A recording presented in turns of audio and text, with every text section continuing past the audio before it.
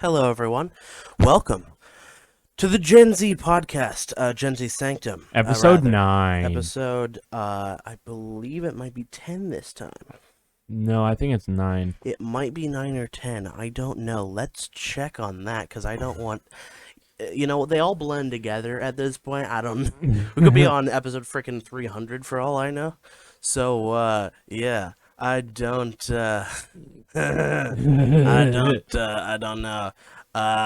Where's the episode list? It is episode 10 because that last one was episode 9. So I was right. Episode 10. We're finally in the 2 digits. Wow. We are. So, we're getting near to the end of season 1 of Gen Z Sanctum. Did you hear about the girl that ended up in the forest? No. She got run over by a cow. Dang. But yes, season 1 will have exactly 12 episodes. So this is episode 10. 2 more episodes to go before the end of the season. Basically, the seasons mean little to nothing, except that they mean a whole freaking lot. If that made sense. Essentially, a season break means that we're gonna, reevaluate things because we're kind of running out of topics at this point. It's more like, let's just kind of speak our minds in a decent way. So, with season 2, essentially, there might be a week break in between, like the last episode of season 1 and season 2, or maybe not. But essentially, we'll just, reevaluate things. Okay, we've got 12 episodes out. So-and-so people have watched them. So-and-so people have followed the podcast. And basically just reevaluate where we stand, essentially. Yeah. When it comes to the podcast. So, but we're not there yet. We're episode 10 today. So, we've got a few topics to talk about. It may be a bit of a shorter episode this time because we've got some other time constraints to deal with. It's been a busy day. Been a busy day. Just for the record, we usually do our podcast at noon or 1 o'clock. Noon or 1 o'clock? It is currently 6 p.m. 6 p.m. Yeah, so... And I was struggling to get here at 6 p.m. That's true. And I have more to do after the podcast. That's true. So let's hear about Nathan's day today. So you woke up this morning. I you didn't. Never woke up this morning. No, you didn't. I did an all-nighter. Nathan and I feel terrible. So, guys, that's today's episode. Sleep deprivation. Let's go. Let's talk about this topic. So you pulled an all-nighter. Yeah. So after, I will say this, I got a new job. It was not at Firestone because Firestone's a piece of garbage. They're no joke. They're hiring. How they hire, it's like shifting you from one position to another, to another, to another, and you get multiple interviews. I'm like, it should be one store, an interview with one person. You get hired at that store, not like, oh, you're a good employee. We're just going to shift you to the other side of town to this other store. I was like, no, what? Wow, okay. So I got a job. I mean, I'm not naming names. I'm just saying I got a job. Their IP addresses? No, I'm kidding. Wow. I got a job at a mechanic shop. Yes. So that's cool. Because of that, I get my graduation gift, which is a car up to a certain value. Yes. So that was today. That was today. Today, I got a unexpected 2009 Honda Pilot Touring. The Touring. I've never had a vehicle filled with so many gizmos and gadgets. Well, that's a touring model for you. Yeah. It's, it's got navigation. Now, question. Power seats. Manual or automatic? What do you mean? Is it a manual or automatic? It's an auto. Okay. The Pilot's never had a manual. Yeah. So it's kind of like the reason I want to keep both is because, like, do I want to drive stick this day? Do I not care about driving stick this day? That's true. I don't know if you've mentioned this on the podcast before. What is your other car's? My other car is a 1999, 10 years older. Yeah. Toyota Camry. It's a manual. V6 5-speed. Ultra rare. They're hard to find. I've heard, yes. So, you had all this happening the last couple of days, and then last night you couldn't go to sleep. You just laid down and you're like, yeah, this isn't working. I actually fell asleep for about a solid 5 minutes. And that was in the lobby of the Honda dealership. No, it wasn't even at the Honda dealership. It was in bed at night at about 3:36 in the morning. I was like, all right, let's get some close eye. So I shut my eyes. I'm have some YouTube going on in the background. And I wake up 5 minutes later. I'm like, This is not working. I hate my life. So I'm like, it got to the point where, no joke, the sun started coming up. And I was like, if I go to sleep now, I will not wake up. That's true. So I was like, I'm going to stay up. I'm going to feel terrible tonight, but hey, whatever. Will it be worth it?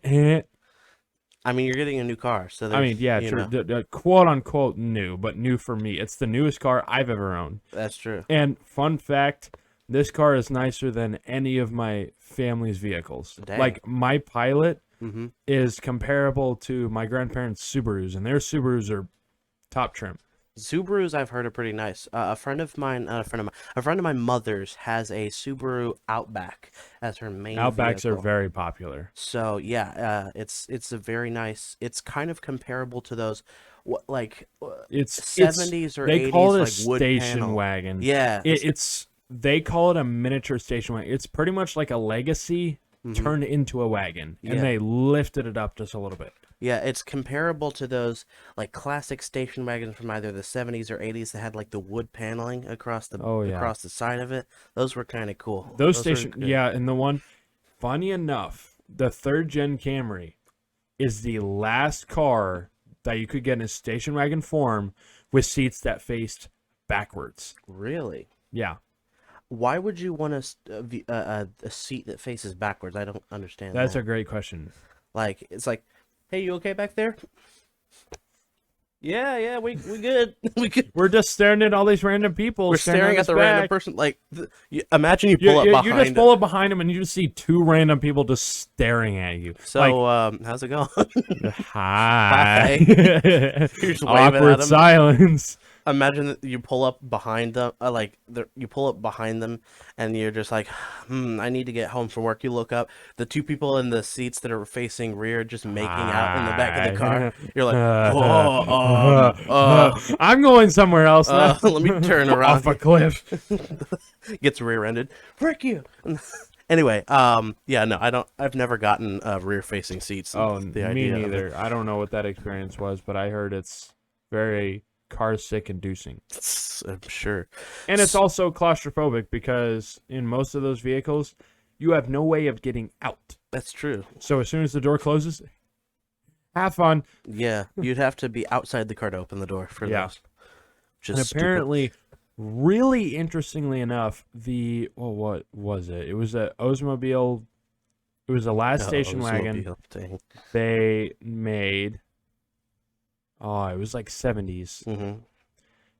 They popularized the multi-use tailgate. It will fold down like a normal truck tailgate, but it'll also open like a door. Don't they have that on like modern trucks? The only vehicle that is using that system currently is the Honda Ridgeline. Which is interesting because it looks like, you look at it, you don't actually pay attention to how it works. It looks like Houdini's doing magic. Because you just pulled it down this way, then now you're just opening it like a door, like, huh? What? Yeah, but that's a very interesting way of, Yeah, it's very practical. I like it. Yeah. So, especially for like, older people and they got to open it. It's hard to push up that tailgate. That's true. Because if you just open it like this, it's super easy. That's true. Now, ladies and gentlemen, the amount of late nights that I've had to deal with. A lot. So, high school. One of the worst parts of my life. So, I had a lot of late nights. Was it because of school or you just couldn't sleep? Yes. Just yes. Oh, may I add, the dogs were being lunatics earlier and would not shut Nathan up. Pulled I up. am shocked. Nathan, they are not barking their heads off right now. Nathan pulled up and he came in and they're just and the 2 dogs were like, no person. Like, no joke, they're barking that much and I walk in and I'm just like, shut up. When 2 dogs are Then we walk outside, I show Nathaniel my new car. From the front door, we're all the way at the end of the driveway and they're barking their heads off. I'm like, what is wrong with now, you Nathan? 2 dogs yapping their heads off plus sleep deprivation for you must be a trip and a half. Oh yeah. Oh yeah. So I can imagine that. Like this, here's the thing. In high school, I had I had a lot of moments of anger. So this is what would happen. So I would have some amount of homework, and I would need some tests submitted by at least midnight or something, and I would work on homework and take the test all the way up until like 11:40. Like I'd submit it at almost the very last minute. And then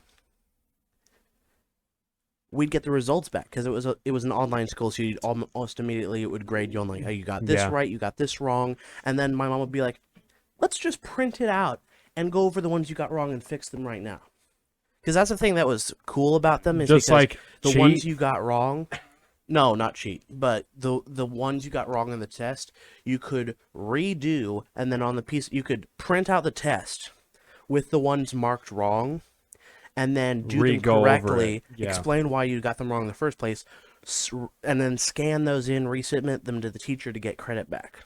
So that was cool. Okay. That was a cool system. Problem is, you'd do that for another 2 or 3 hours, so it would be like well after 3 a.m. by the time I got everything done.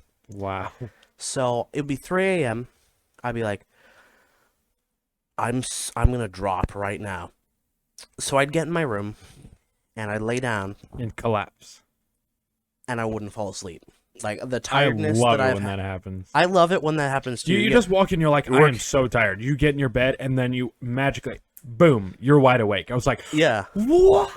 You're like sitting there writing on the test. Your eyes are closing on you, and you're having a hard time staying awake. You're like, okay, I'm done with this. I'm gonna go to bed. You go. You lay down. You pull your sheets over, and your body's like, well, that tiredness doesn't exist anymore. Actually, funny I'm awake enough, now. I actually did some research. Mhm. That is actually very common on people with ADHD Oh yeah, because their brain struggles to make melatonin. that's And true. if you That's true. guys don't know what melatonin is, you can take it as a substance, That's but it's true. what your brain makes Yes, throughout the day to make yourself tired. that's true. Melatonin is our body's our natural sleep Inducement. inducement. So towards the end of the day, when we've worked hard and the sun's going down or whatever, our body's brain is It's built up- supposed to It's supposed to build build up up higher and enough to higher where amounts. you fall asleep. An Yeah, ADHD ADHD brain. people are just like, oh yeah, I'm about to fall asleep. As soon as they get to sleep, The boom, melatonin doesn't. hyperactive. Yeah, And that's because where the age comes from. that's true. The while melatonin is trying to put you to sleep, something in your brain triggers an adrenaline response, and Yeah. so you're now wide Yeah, awake. and that's the one thing I hate about ADHD. But if I take a substance of melatonin because my brain doesn't make it, no joke, within 15 minutes, You're asleep. I feel the effects of it. I'm Dang. yawning. I'm like, I can't do anything. I fall in bed. Another 15 minutes later, out. Dang. That never worked for me, unfortunately. It I never used to did. take. I've also heard that if you take too much of it, your body will stop responding to it, and then it will just backfire. That's true. I took when it was in high school, and I needed to sleep because I had like an early something the next morning. Uh, I would be like, okay, I need to go to sleep immediately, so I'd take some melatonin. I'd take 2 tablets. The normal is 1, so I take a double dose, which is not a large amount more than you're supposed to take. Yeah. Nothing would happen. So, You're just like, I took it. dang. Isn't Especially- something supposed to be happening? And especially, this is the worst thing. You lay down, you're tired, and then your body does that falling thing. Oh. You know that? Like when you lay down, your body feels like it just fell off a cliff, Oh, yeah. and you jump awake, I and love it you're like, when that happens. oh, frick, what in the... Well, So- now I can't go to sleep. I can't go to sleep. I just had a heart attack. What the frick was that? So, I'm not a doctor, but I actually saw a doctor Monday and told him some of the stuff. He's my sleep doctor. I have a BiPAP machine, if you know what that is. It's a machine that you wear It's that pushes air in so that you don't have sleep apnea, which I have, which means that your brain loses oxygen for a certain amount while you're asleep. This part of your skin falls back and collapses your airway, so you stop breathing in the middle of the night, and your brain loses oxygen, which is not good. No. To the point where you panic in the middle of the night and you wake up just enough to start breathing again, and then you go back to sleep. Well, So, that's also, I think that's also snoring. it can be snoring, but sometimes you can do it silently. You can just and stop breathing suddenly. And so I had a test done a while ago. Um, Went to sleep, did it was a 6 hour thing. I had 130 events over this 6 hour period of moments where I would stop breathing and my brain's oxygen level would drop. 130 events in the 6 hour period. So I scored a 60, which is severe. So they were Wow. like, yeah, we need to get you on a machine because your brain is suffering from the amount of oxygen you're losing in the middle of the night. So, anyway, I talked to him on Monday and he was like, yeah, that falling asleep thing, is where your body goes to sleep faster than your brain. So you're in bed and your body goes to sleep and you sort of relax, but you're still conscious enough to feel your muscles suddenly relax, and it makes you feel like you're falling, and you wake up because your brain is still conscious enough to realize, oh, something just really weird happened. Let's shoot adrenaline into my system. Have you also had that kind of adrenaline rush where you feel like you just got hit by a bat? Oh yeah, where you go. You feel like you're dreaming, and then you actually feel like you got hit by a bat. You're like, And you whoa. wake up and you almost jump out of the bed. You're like, what? There was actually one time where I was this close to falling off the bed because of that. Oh, dang. And not to mention, the bed was Like, what was it? A bunk bed? about that high off the ground. Nathan's pointing in the air somewhere. You can't see it, ladies and gentlemen, but it's a bunk bed. For reference, it's about my height. Yeah, so 6 foot. 6 foot in the air. Yeah, you just fall 6 feet on the ground. It was a bunk bed, right? Yeah. Yeah, so 6 feet in the air, you jump up, you fall off, you might crack your head on the floor on your way down. Yeah. So that's not good. No. But yeah, so that was actually the sleep deprivation. That was a useful topic. We're already, a ways into today's episode. So, let's talk about your car then as the next to last topic. So, it's a Toyota, right? No, Honda. It's Frick, I have 2 cars, Mhm. Toyota Camry and a Honda Pilot. Right, Well, now I have a Honda Pilot. right. But one thing that is really cool about the Honda Pilot, Uh-huh. I've never bought a vehicle like this. It was fully repainted. Oh, really? Yeah. And the color on Interesting. it, in my opinion, is beautiful. It's like a pearl navy blue. Mm. It's very vibrant in the Yeah. sun. Yes. My brain just shut off. Hold on. I went outside and I saw it, and it was very nice. Oh, yeah. Also, something cool that it has is it has a DVD player. DVD player, So that's really entertainment nice. system. Now, what's interesting is that you load the DVD player in the front console. Yeah, that's how all Hondas work. Right. So I have a 2007 I will say or 2009 Ford Taurus. 2009 2000 and it would be 2008, 2009. I believe, were the only years that Ford made a Taurus out of the 500 chassis. Right. Okay. Because then the Ford 500 went to the Taurus, and the Taurus, what its body style in 08, 09, went into the Freestyle. Right. And then they all just Because the Ford Taurus now that they're making is a sedan. a sedan. Yeah, a smaller car. And it's not. to be completely honest, insurance would call that a wagon.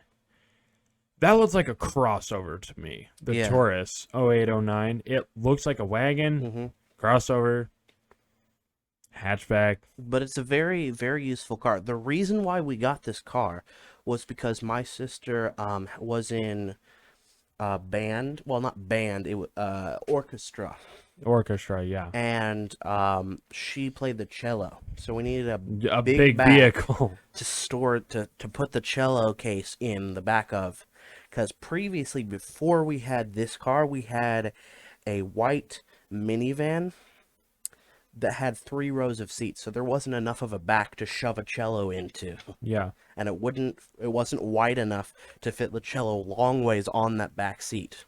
So you got rid of the minivan, got the Taurus. Got rid of the Dodge minivan. It was a Dodge minivan. Fun fact. My grandparents just had, so they got an '01 first year of the, I think it was like The third gen 2001. Dodge Ram. Mm-hmm. That's what they called it then. You know, Dodge Ram Grand Caravan, Uh-huh. whatever. So many names for it. They were driving on the highway, and the transmission was like, I don't know if I want to Merc anymore. And just And fell just- out. It didn't fall out, but it just stopped moving the vehicle. So they were Wow. stranded on the side of the road. Great job, Dodge.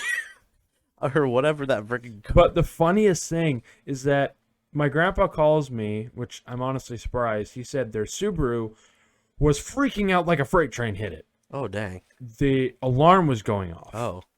It randomly wouldn't start. Huh. The lights on the dash were like freaking out. They were flickering it. And I So- stopped him right there. I was like, I can almost guarantee you that's a low voltage battery.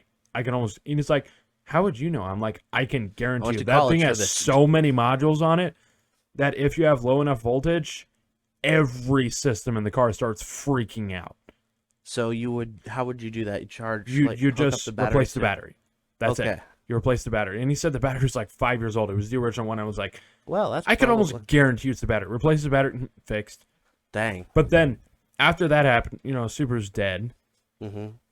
Goes to take the van to go get a new battery. Mm-hmm. The van blows up on the side of the road while doing that. So he had to go get his gas guzzler 350 out of storage just to have a second vehicle.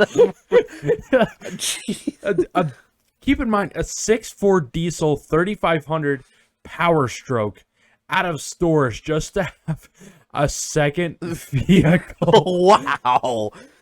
Oh, dang. That is So the van was sucks. gone, the Subaru got fixed, and now they have a 2018 Forester. So now the truck's back okay. in storage. Okay. Now, storage is just like a... Storage, it's stored in a pole barn Ah, during the winter.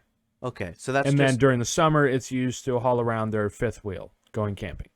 okay. Fifth wheel, that's its a camper, only right? purpose. Yeah. That is literally its only purpose. Dang. It never gets used other than that. But yeah, 350 would be diesel, yeah. Yeah, 350 and a dually. It's a crew cab long bed. So it's a what's long the truck. year? What's It's the a year? 09. An 09? Okay, so not a modern truck. But, No, not a modern truck, but But yeah. my gosh, when he got that truck, it was never used. Okay. With people that would see it, they would pay a heck of a lot of money for it. Oh, I'm sure. 3,500, no rust, Mm-hmm. perfect showroom condition. Where'd you get it from? A friend of his down the road, technically a neighbor, Okay. was That's what a selling neighbor it is. because he got a new truck because Mhm. he never used that one. So he downsized to a 2,500. Mm-hmm. Didn't need the 3,500. His Ram, it's not that it died, it's that it couldn't handle towing his new 10,000-pound trailer. Mm-hmm. So he had to get rid of his 1,500, find something that was more powerful and could tow it. Found the 3,500 down the street, sold the Ram, bought the Ford, and he's That's had it ever nice, yeah. since. So, problems with this new vehicle. Do you foresee any sort of transmission or electrical problems with this particular model and year that could happen relatively quickly? Well, Or my car, this new one that you just got, yeah. I know the '09 is known for transmission issues, but considering it's at 180,000 miles and it drives as nice as it does, Mm-hmm. I wouldn't see a lot of major issues. And it is a big thing with the pilots. If you get the all-wheel drive version, you are going to have a transmission fail prematurely because they're weak. But mine is front-wheel drive. So that eliminates about 95% of the transmission issues. That's good. So, isn't it true? I might be wrong about this, but isn't it true that like after 200,000 miles is when you start to see the more major issues. Yeah, you start to see suspension go out, transmission need more maintenance, engines start to Right. make a little bit of rattle just from age. Right. Funny enough, my car is 600 miles from reaching 200,000 miles. This one or the old one? My Camry. The Camry. Okay. So it's near 200,000. Yeah. Imagine that you're out on the road. It passes 200,000 miles. Your engine block just drops out right there on the road. Well, I'm done. I got to 200,000. Bye-bye. I'm out of here. To be honest, I thought I was going to sell, but I'm like, the last 3 cars I bought, I want to get these to 200,000 miles. Never happened. Dang. But you're 600. You need a good like road trip to get this bad boy to 200,000 miles. So what you might want to do is do what a couple of friends of ours did and go up to Michigan. Yeah. Yeah, I've been thinking about going to Michigan myself. Just have you ever heard of the Woodward Dream Cruise? No. I was on it. It's the only time that I've ever seen where you can do burnouts in front of a cop and not get pulled over. What? No joke. Really? People will do burnouts with a cop behind them, and they won't do anything. It's more like if you're doing it stupid, like you're going to kill someone or you're, losing control of the car and flying out of the road, then they're going to ticket you. Yeah. But if you're doing it safely, like you have plenty of distance between you and people around you, they don't care. Yeah. Speaking of tickets, an interesting thing happened to your you car. just fart? Yes, I just did fart. Shut up. Okay, so his fart sounded like I was trying to make it silent. Nathan. you made it very silent. I'm sorry. I would have been like, "Oh, excuse me." Take the microphone. Gotta let it out. Let me just stick the mic down there and treat you guys to Just stick it down there. whoa, hold on. PG podcast. So a little interesting thing happened to your car on the way over here.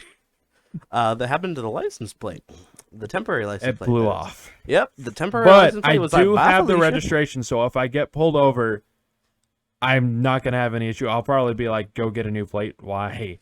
Just wait till the, permanent plate comes in. That's If I true. get pulled over, I get pulled over. But I literally have the sheet that shows you the plate number, the VIN, my name, proof that it's, registered. Now this, I'm gonna be honest, makes me a little bit nervous when Nathan pulled up and was like, "Oh yeah, I lost the temporary plate."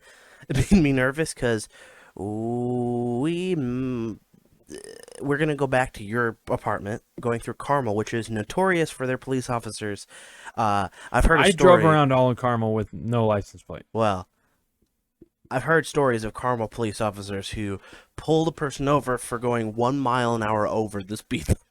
Yeah, and also Carmel police will also do 5 miles an hour above the speed limit. So if they pull me over for doing 1 over and they're doing 5 over, yeah, screw your mom. But yeah, so a little bit nervous. It won't be bad. Plus, if we get pulled over, I know exactly how to handle it. So Yes, reach he's for like, a service you have no weapon." license What? plate. Yeah, it's registered, but the license plate decided to go doohickey and fly off on the highway. Sir, are you on drugs? Nobody says doohickey. Walk the line. What the like? Reach for a surface weapon. Wait, hey, yo, whoa, whoa. Get down. Drop your weapon. Drop your weapon. I don't have a weapon. All right. Oh wait, no. No. Well, I think this is a good point It's a good point to to end. Yeah, end the we're podcast. So we're at nearly 30 minutes. So thank you for joining this podcast. It's been a long day, but I hope you enjoy it. yeah, we're gonna go sleep And together. Join us next time wait, hold on. for episode 11 on the Yes. Gen Z Sanctum. Yes, next time we will be joining us. Yes, that's what he said. What he said is essentially what I'm saying here. Episode 11. It will be next Coming time. next so, week. See ya.